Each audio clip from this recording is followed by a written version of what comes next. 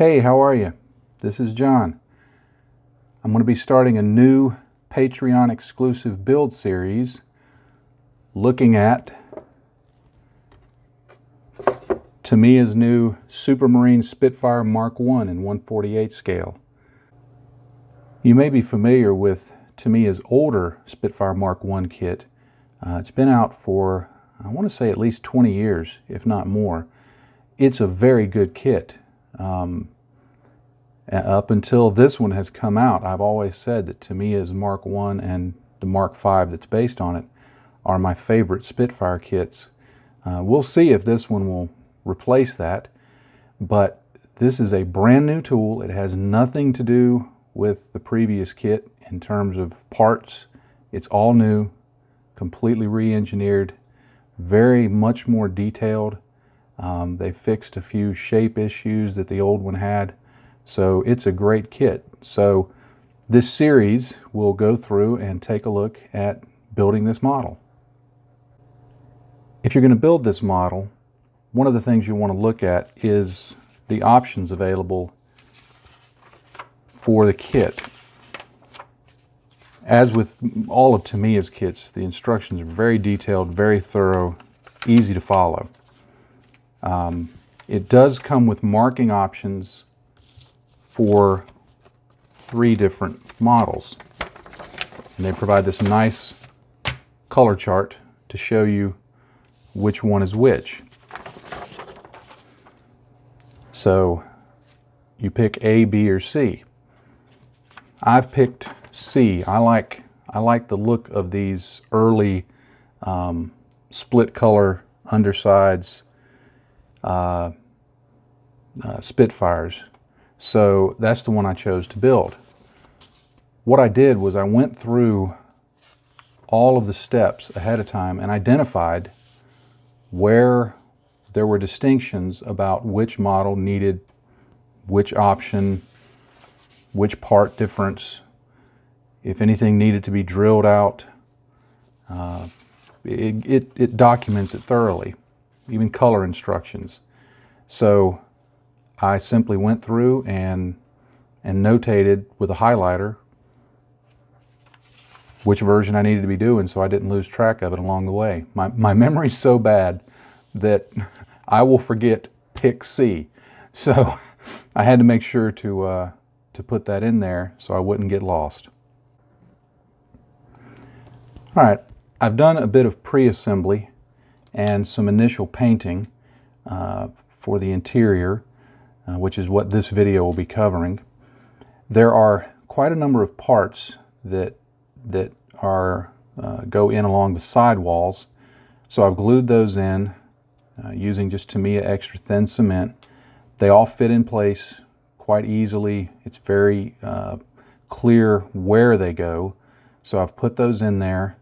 I've given everything a coat of light gray primer and then painted Tamiya XF71 Cockpit green over everything.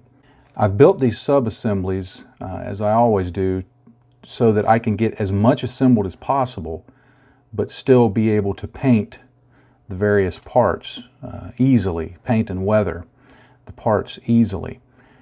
So I thought this breakdown would allow that.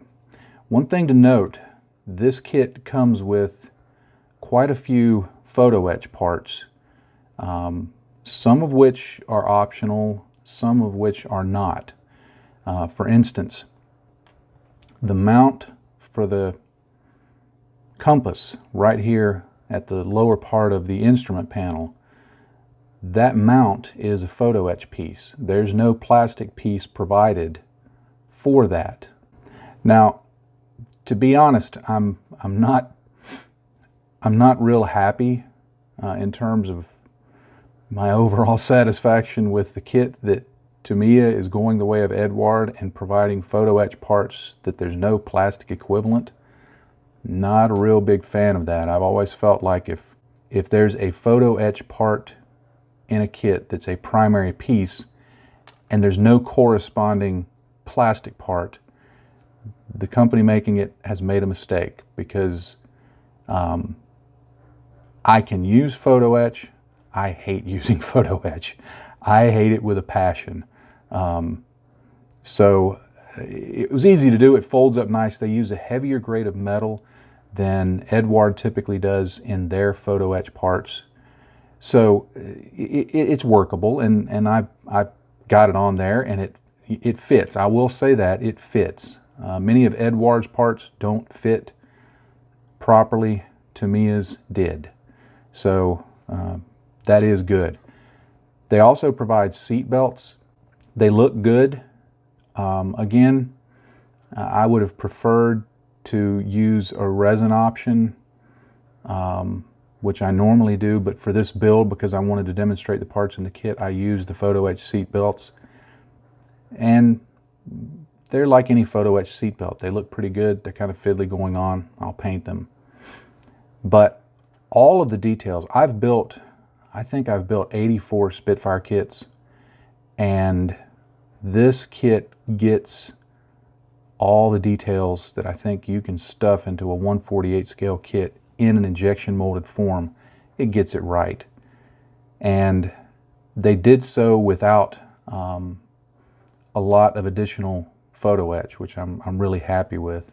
Here's the control column. I don't know if that'll show up well, but I've kept that separate to make it easy to paint.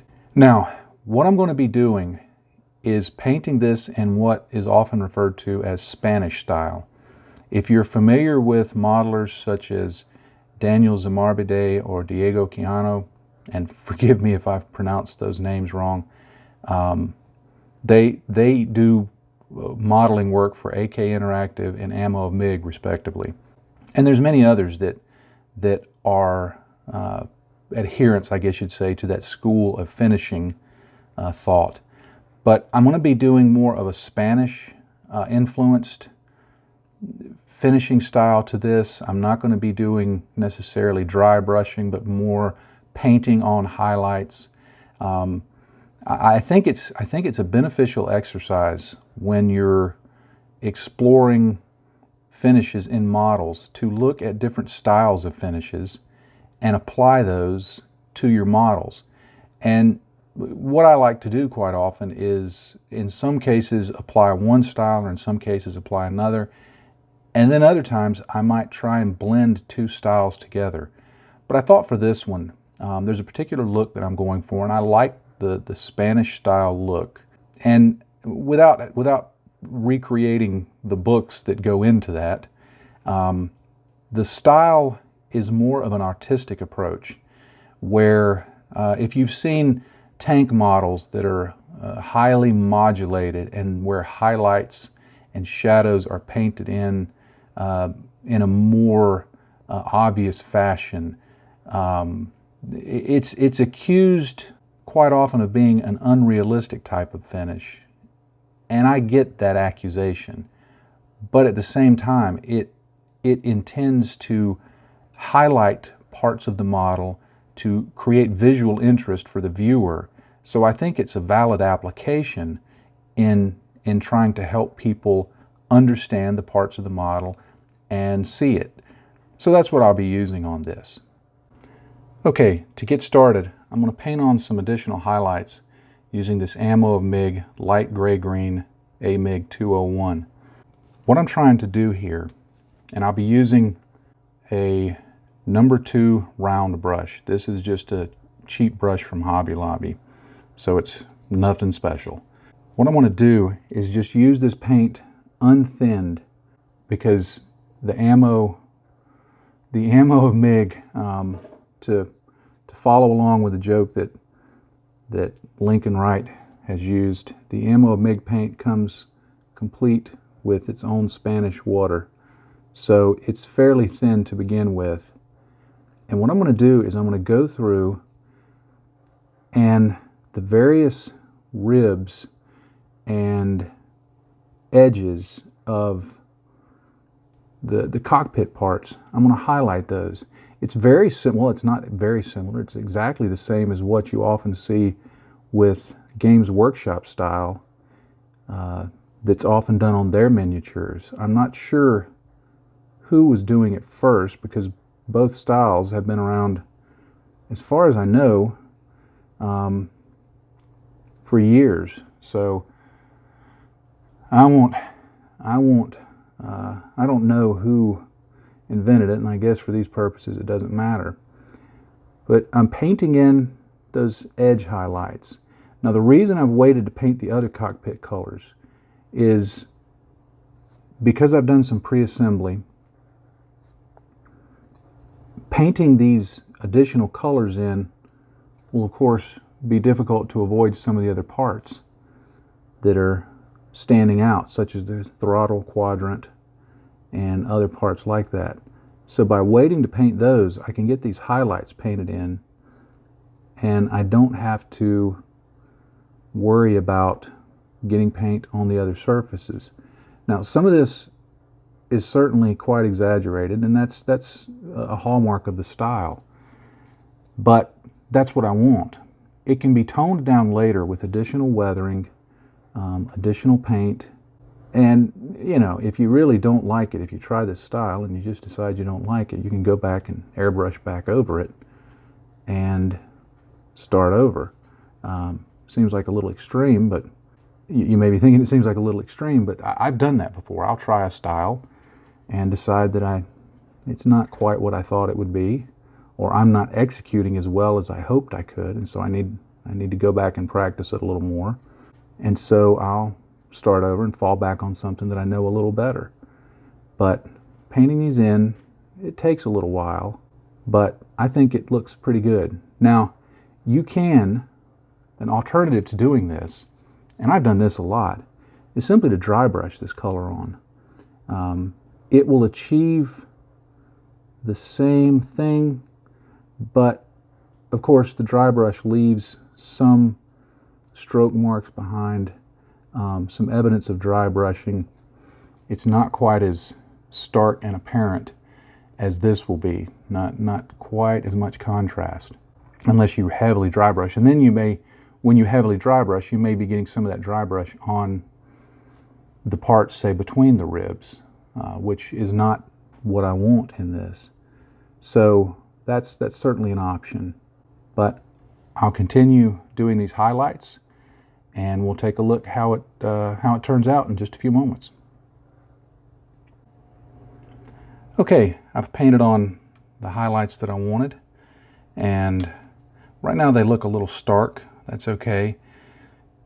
When I go back and add in washes and shadows and the other colors, it will moderate that somewhat.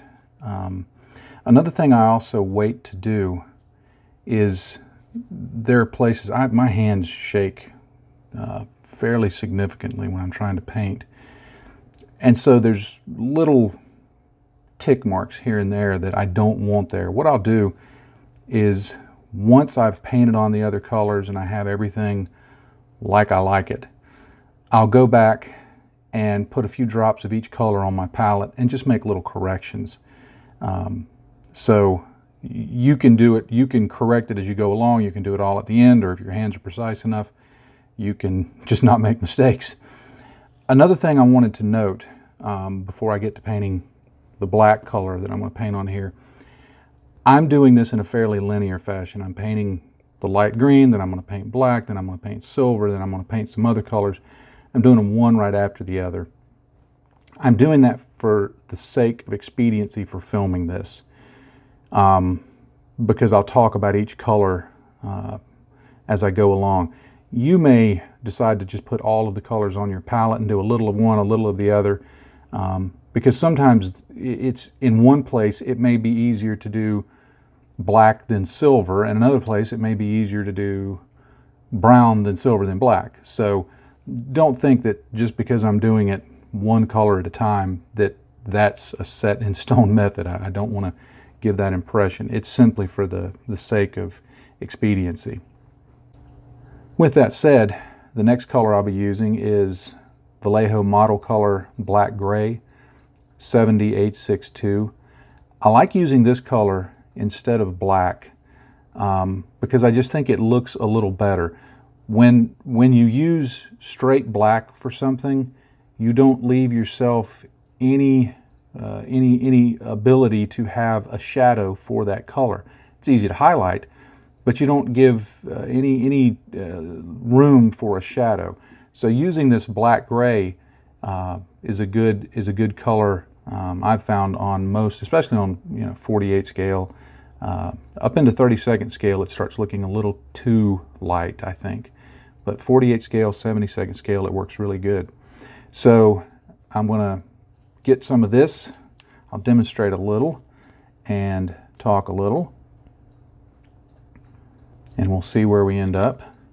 But I get some on the palette, and this I do add a little bit of water to.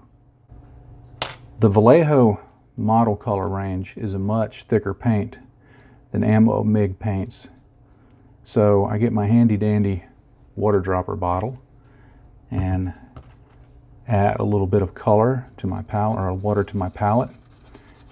And I use the non-painting end of my brush, my paintbrush, to clean it off. Then I wipe it on my pants, which my wife hates, but she loves me, so I get away with it. I'm still using the same number 2 round brush, so it's got a very nice point on it. But I'll go in here and I'll paint the details in the cockpit. Now, one thing to note when you're building a Spitfire is almost every cockpit photo you find is going to be a restored example. And sometimes the way they restored them was not necessarily how they originally were. I've seen quite a few variances in the painting of the cockpit. Now, there's been a lot of folks that have researched how they're supposed to be, and there's other sources that can tell you that. I'm not going to go in too much detail about that. But what I would recommend is, when you're painting, look at a variety of sources, but then think of the conditions that it was built under. It was wartime, and there wasn't the need for loads of color and variation. There wasn't a lot of different modern parts in it that you'll often see in restored cockpits. They moved the things down the production line. They sprayed on the interior color as a protective coating. They stuck in parts that came in from different sub-manufacturers. So it's a fairly simple palette that goes into the cockpit. So I don't know that I would get too elaborate and worry too much about what a restored cockpit looks like. But you can see I've painted this remote contactor switch, and I'll go through and paint other details and show you those in just a few minutes. I've painted all of the black details into the cockpit, and those are looking pretty good. Now what I'm going to do is I'm going to take Vallejo model color 7989 Sky Gray, and I'm going to go back through, and on the black parts I'm going to do some more edge highlighting, just like I did with the light green. I'm also going to paint these 2 oxygen tanks that sit towards the back of the cockpit. I've seen some things over the years that make me think they were probably light gray. When you get down to it, they're going to be barely visible, if at all, in the finished model, and you're going to have to stick your face right up to the cockpit to see it. And in the shadows, silver, gray, it doesn't matter. So part of the reason I do it that way is it's simply easier to brush paint gray, in my opinion. So I'll go around and I'll do these highlights, and we'll take a look at how it's coming along. I've got the light gray color painted in. You can see it on those oxygen tanks there, and I've got the highlighting in around the other black parts. Now what I'll do is, the next step will be to go in and add silver is going to be the next major color, and then I'll also be painting the seat. It was a red-brown color, and then additional colors on the instrument panel, various dots of red, so forth, and that will get everything blocked in and painted and ready for the next steps. So I'll go ahead and do that. And when I come back, that will be ready, and we'll take a look at what comes after that. All right, I've finished painting the interior colors. On a few of them, I've gone ahead and done the next step after that, which I'll explain in a moment. I've painted the seat red-brown color. I used Citadel's Doom Bull Brown. For the seat belts, I used Citadel's Ushabti Bone, and the Vallejo Black Gray for the seat pad. The instrument panel was done with the same black gray. I used lead belcher for the silver parts. I used Vallejo light gray, or sky gray rather, excuse me, for the oxygen tanks. I just got all the parts painted in there and gloss coated. Now the next steps after this, let me move these parts out of the way. The next steps after this that I did on the other parts, but I have not done on this, so I could demonstrate it. I want to do a panel line wash, of course, to bring out the recesses, to deepen the shadows. But a trick that I've seen Daniel Zamarbide do in his book, I think it's titled Aircraft Modeling FAQ. I don't have it here in front of me, FAQ. It's a very good book. It's a bit expensive, but it's worth the investment. He used a mechanical pencil to highlight the various panel lines and raised edges, and then put a wash on top of it. And what I like about when I've tried this technique is that it really does a good job of making those recesses and edges and everything very deep.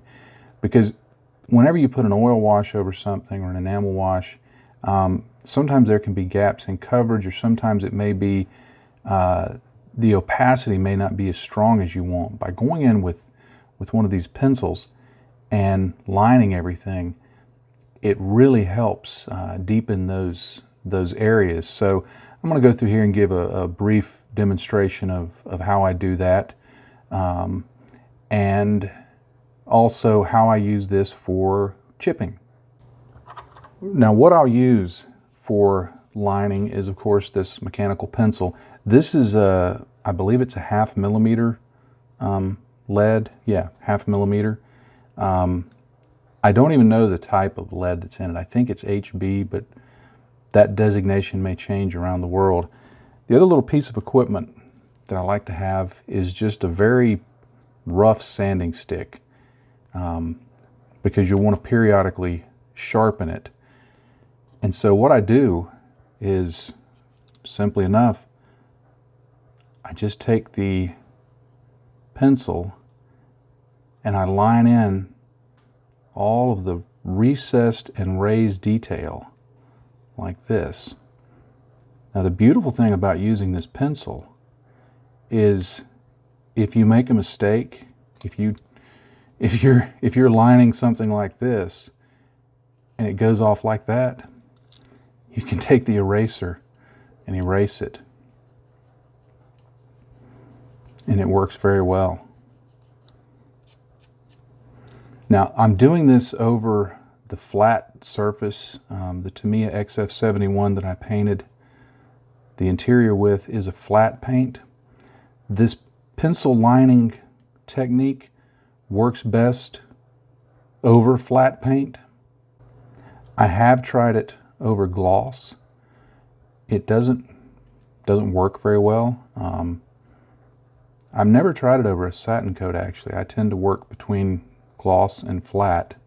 If I need something to be a non-gloss surface, I tend to just hit it with a flat coat.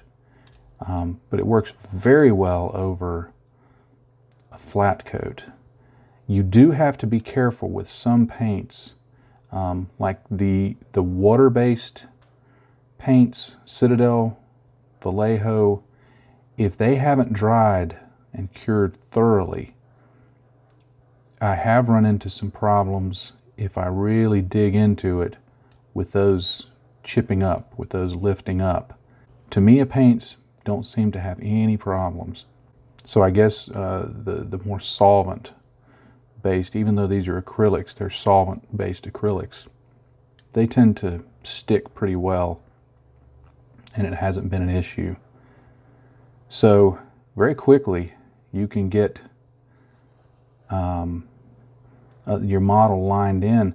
And there have been a few times when, because of publication needs, when I needed to get things done quickly, that I would use this as the only panel lining I would do, because there is no drying time, there is no wait time.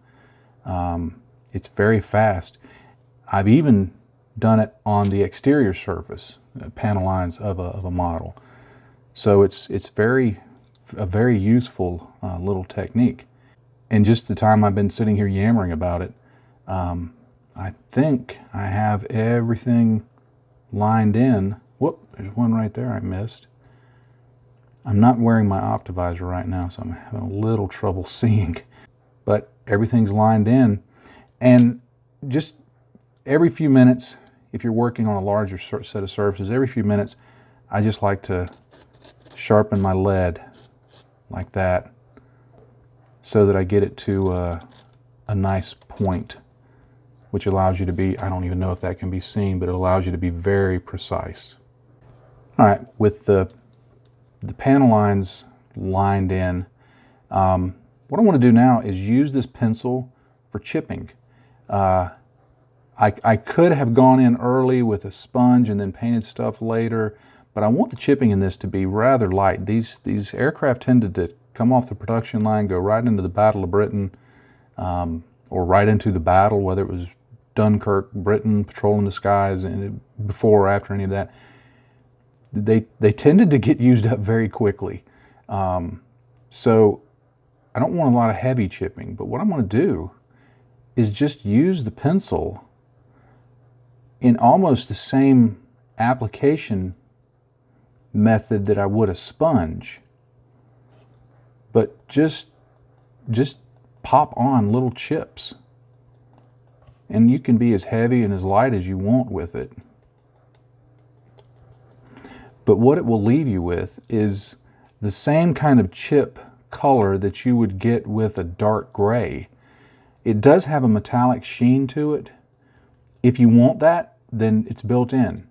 If you don't want that, as soon as you put a flat coat over it, that metallic sheen will go away. I don't want the sheen, so I know when I flat coat it that the sheen will go away.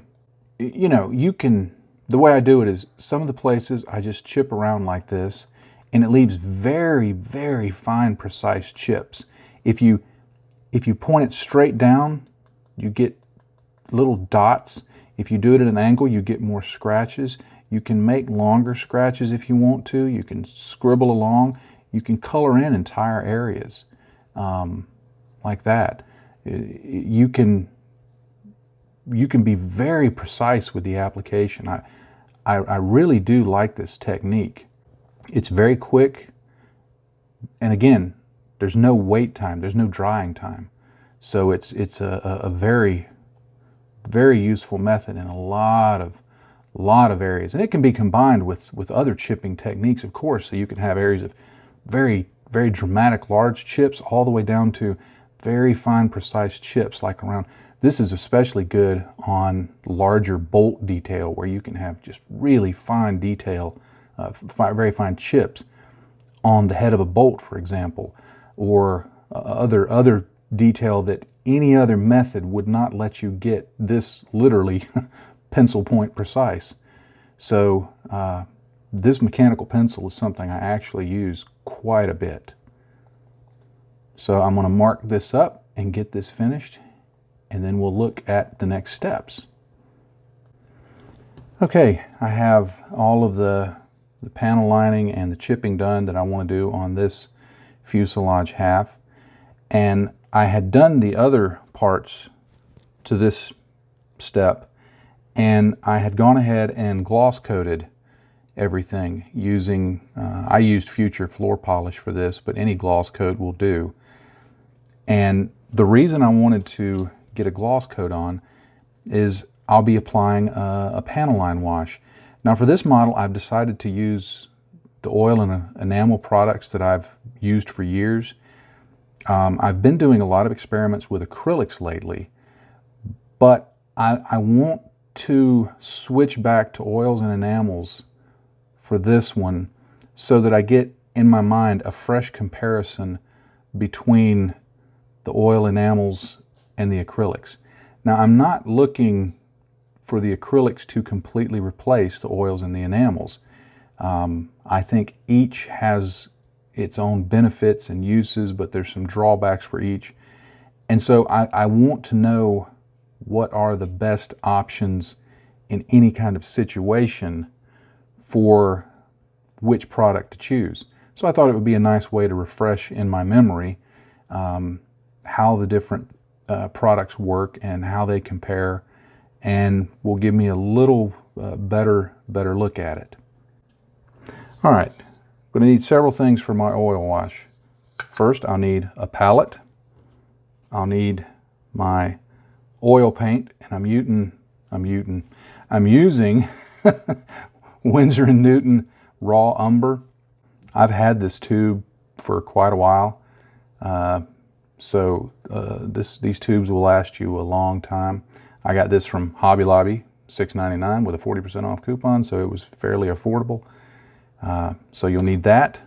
I have some odorless terpenoid that I keep in this, ironically, this Testors bottle. It's the only thing Testors, I think, makes useful, this bottle.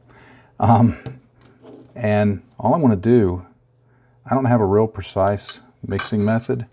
I'm going to get a little bit of the oil in the palette, and I'll get some of my thinner and put in here. And I like to have some clean thinner off to the side, and that may not stay clean, but I'm okay with that. And then what I'll do, I have to reach for it, I get a brush and I just use the end of it to mix this up a bit, to break up those clumps of oil. And as I start to get it broken up,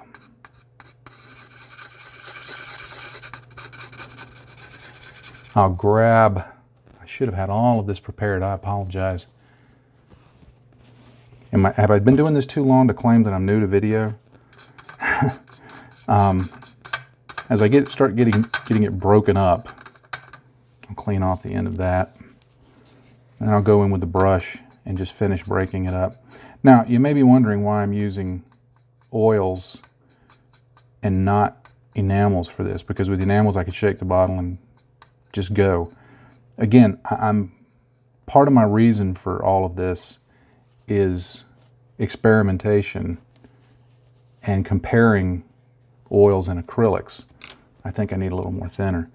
So I wanted to use oils on a few parts of this model and enamels on some of the other parts. Just again, to keep it fresh in my mind, to be able to compare the opacity, the intensity that I see with the different products, just to give me a good comparison. So I've got this mixed up and I'll begin applying it to the model. All right, to apply it, I like to use a liner brush. This is a number 0 liner brush. I don't know if it'll show up on camera, but you can tell I've used this quite a bit. And it still holds its point fairly well. Now, this clean terpenoid that I got over here, I actually like to get my brush in that terpenoid and just kind of wet the surface down. Now, because this is a gloss, things will bead up, and that's fine. But I find sometimes that by pre-wetting the surface like this, the wash flows. It already flows nice enough, but it flows even better. Now, the beauty of the oils is you don't have to be quite as precise as you are with acrylic wash products like Nuln Oil, because these, when applied over gloss, can be easily cleaned up later, wiped up later. And so, I don't know if this will show, but I'm not being particularly neat about it. Another benefit of these is when you do go back and clean it up, you could take a brush or a cotton bud and just give it the old wipe down, which theoretically should remove anything in the exposed areas, the open areas, but leave things in recesses and along the edges and so forth. And that's fine if that's what you're wanting to do. You can. But the benefit of the oils and the enamels, but especially the oils, with their long drying time, is you have the option of going back in and using a brush like this, moistened with your odorless thinners, and working the stuff in and dabbing it around, because what it will do is it will leave a staining effect and allow you to have a great degree of control over the final finish. Some of you may have, you may want to employ, I've heard the term used, gunk wash, where you cover everything in oils and then you wipe it away. I've never really been a big fan of that, honestly. I mean, I don't dislike people who use it, certainly, but I've never been a big fan of it, because since it coats everything in oil, one, even after you wipe off the excess, there's so much oil left on the model that it takes a long time to dry. And for my purposes, as part of my reason for looking at using acrylics, for my purposes, I can't wait that long. That's just too long for me to wait.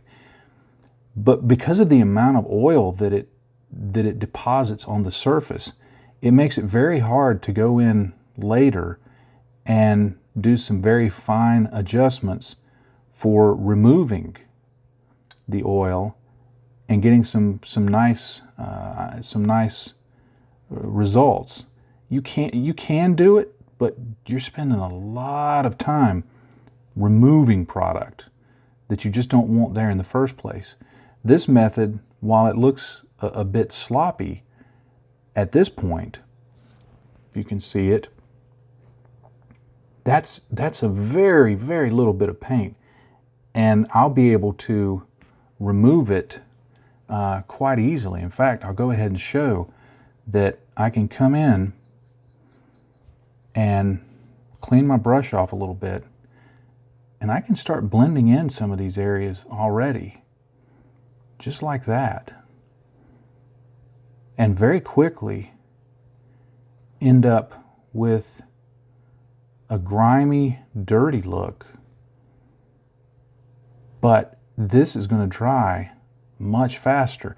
Now I can give it time to dry a little more and go in and remove some of those and move them around and manipulate them. But the benefit of this more precise application method, I think, is just much quicker working time. And you can see that area that was really grimy, I've been able to knock it back very quickly.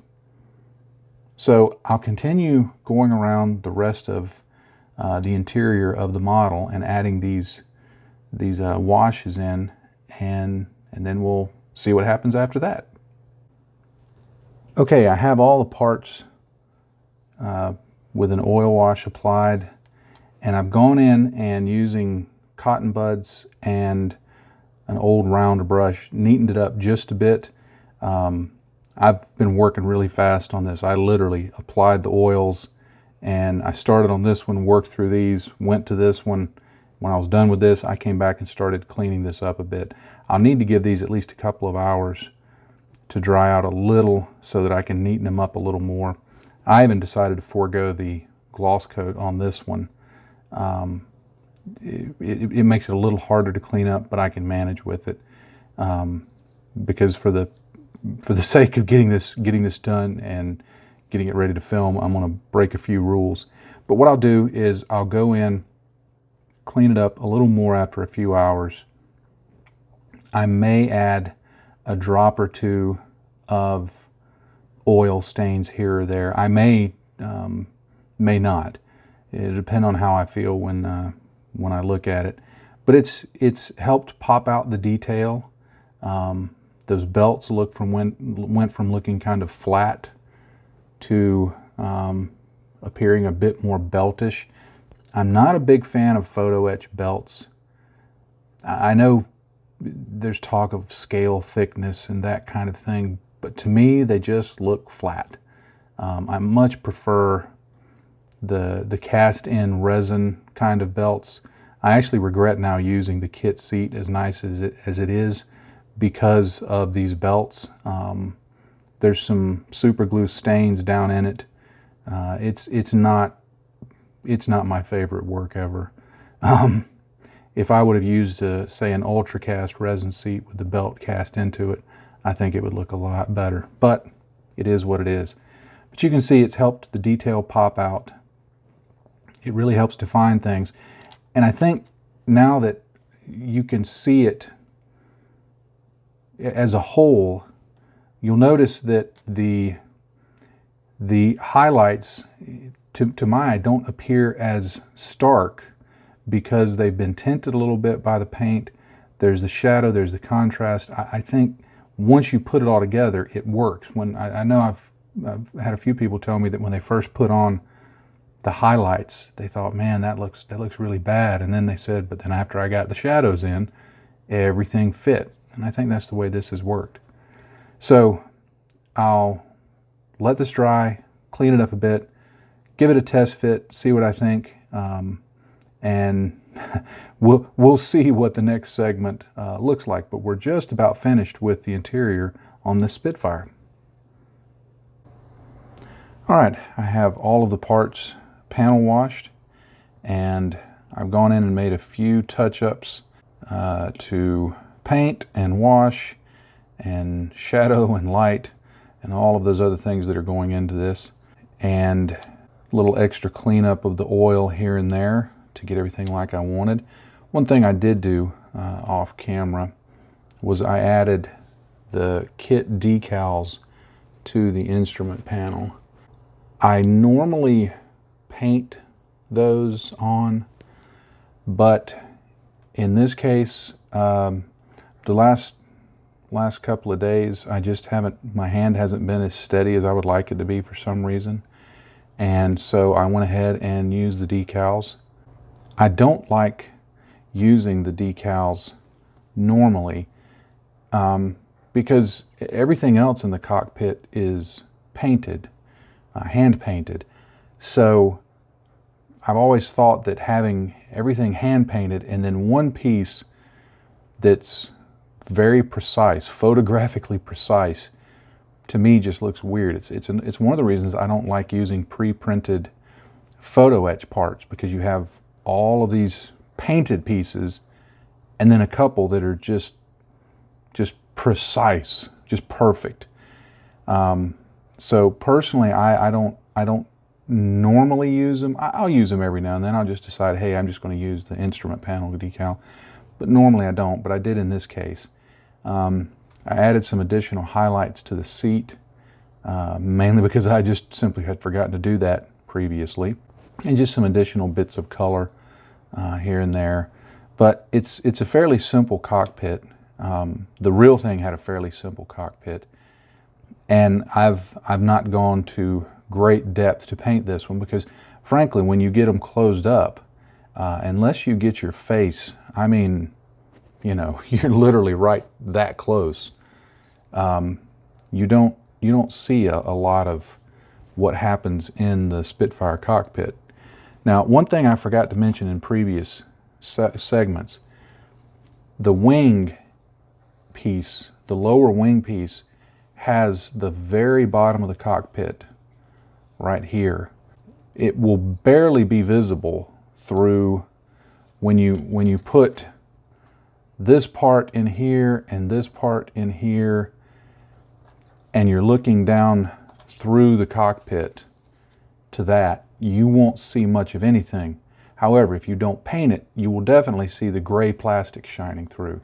So all I did here was painted that, gave it a quick gloss coat, and the panel line wash. and that'll be sufficient for it to look proper when you're looking down on it from above. All right, so what I'm going to do now is I'm going to give all the parts a matte coat to flatten things out. I'm going to assemble the parts inside the cockpit tub and give it a test fit, and we'll see how it looks.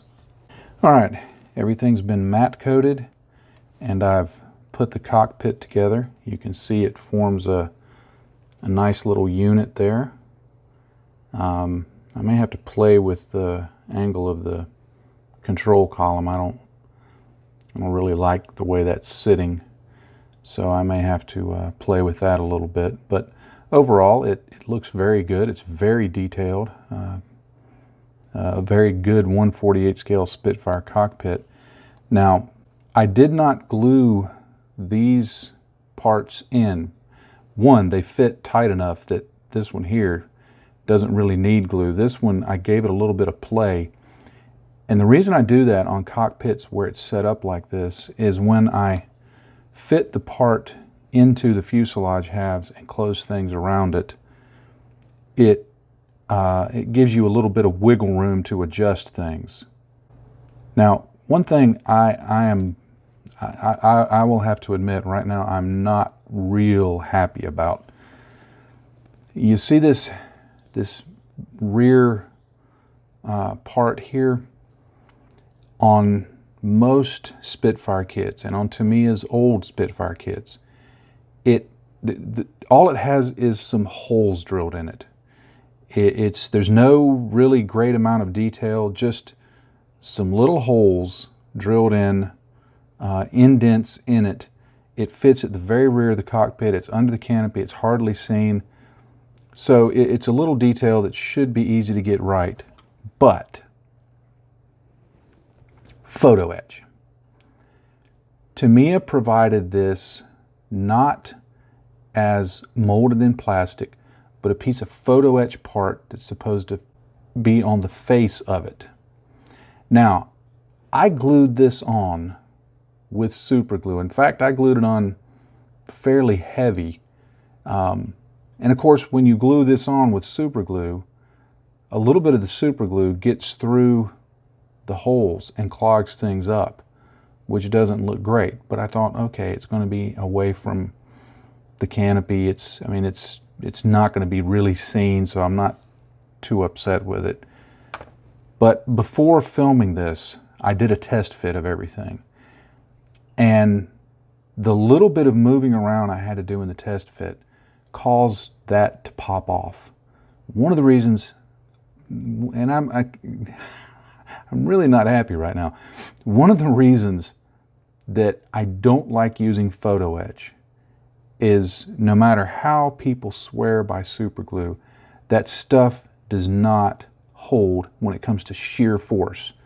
If you've got two parts that are flat and they're glued together and they got a fairly large surface, they hold together fine. But if you have a part like this, or that's very minimal join, you can't pull them away.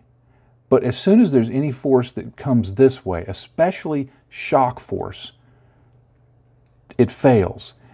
And what happened was, to fit this in, there's some little alignment parts, some little alignment tabs. There's a little tab here and a little hole here, and you get everything aligned up on those.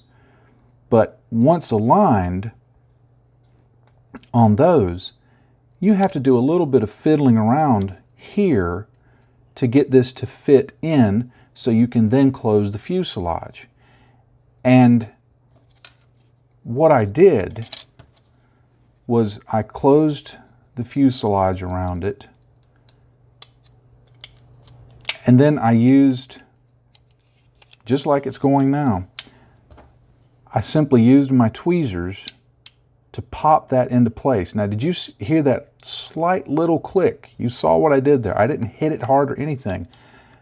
That slight little click right there caused that piece to pop off. So I'm going to leave it off. I'm going to paint that part and call it a day and just leave the photo etch off. But that's, Tamiya, if for any reason you actually see this video by some weird stretch of the imagination, and I'm going to put this in the blog, stop with the photo etch. Just please don't go down that route. Or make it options. But the primary, again, I said this earlier in the video, but I'm saying it with a lot more urgency now. Photo etch should never be used for the primary parts of any plastic model. It just doesn't work well. Anyway, you can see once it's in there and all the photo etch is popped off, so it's not causing any problems. The fit is quite good. Yes, I'm having to hold it together, but there's no glue involved. But you'll see along the underside, that's where it fits. Now, one thing I'll have to be careful of is when I'm mounting the wing on, that none of those parts along the bottom interfere with the fit. Because this is Tamiya, it probably shouldn't, but that's something to check. But it fits very well, and there will be some sanding along the seam lines. There always is on any kit like this. No matter how good the fit, you're going to have to clean it up a little bit. But overall, it looks fairly good. Okay, well, I'm going to call that a wrap for this video. I'm very happy with how things turned out. I kept the process simple, but I think you see that in just a few quick steps, you can get a nice looking cockpit, especially when you've got such a nice base kit as this. I could have gone into a lot more detail, of course, in my painting and detailing, but I decided to keep it simple, just because I know how little of this will actually be seen. So it is a great kit. I can recommend this to any intermediate to advanced builder. One of the things that I'm not entirely pleased with is with the addition of the photo etch. I don't know that I could recommend this kit to a new builder or a youth builder, a first-time youth builder. One of the beauties of the original Tamiya Mark I was I felt that was a kit that if anyone said, hey, my 10-year-old nephew wants to get into modeling and he likes airplanes, what can I get him? I could always say, get the Tamiya Spitfire Mark I, because it was one of those, it's one of those kits that gave Tamiya the reputation of shake and bake, because it literally just came together with no problems. While this is a very good kit in terms of detail and fit and all of those other things, everything you expect in a kit, I can't say that for a new builder or even someone who's never used photo etch and is not real experienced, I can't say that I would give it the same kind of recommendation. I think I would still recommend to somebody the old Tamiya kit, as it's much more newbie friendly. I'm not going to glue everything together to end this video, because I still need to do the photography for the blog entry. This is the state we'll leave it in. In the next video, what I'll cover is assembly of things like the underwing radiators, landing gear parts, putting the fuselage together, putting the wings on, those kind of things. Get it up to the point of priming. That'll be the second video. Then we'll go into painting and weathering. That may be another 2 or 3 videos. I'm not sure, but I'll call this one finished, and I hope this has been helpful in helping you, 1, decide if you'd like to build this kit, and 2, if you do build it, maybe giving you some suggestions on ways to proceed with it. Thank you so much for being a patron. This is, of course, a Patreon exclusive video, so Please don't share the link to the YouTube video. If you do want to share this, please do the courtesy of sharing it, the Patreon link, rather than the YouTube video. But thanks again. I'm going to call this a wrap, and happy day to you, friends. Bye-bye.